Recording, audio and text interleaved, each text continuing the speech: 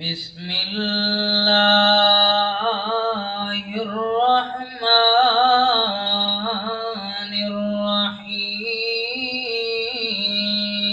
الرحيم ولا تقولوا لمن يقتل في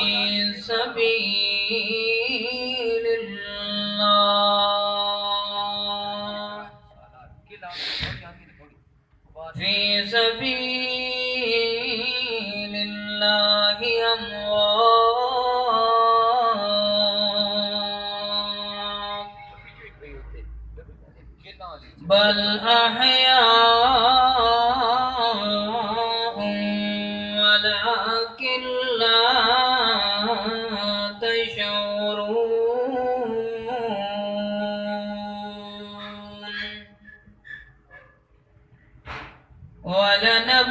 ولنبلونكم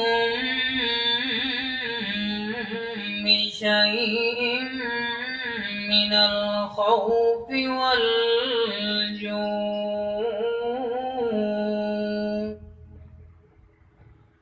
ونقص من الأموال والأنفس والثمرات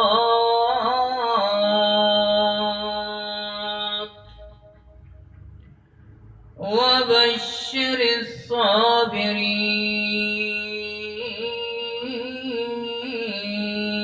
الصابرين الذين إذا أصابتهم مصيبة قالوا إنا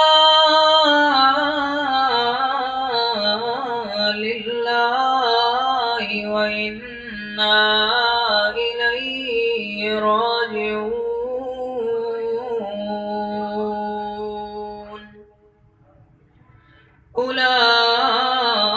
أولئك عليهم صلوات من ربهم ورحمة وأولئك هم المهتدون صدق الله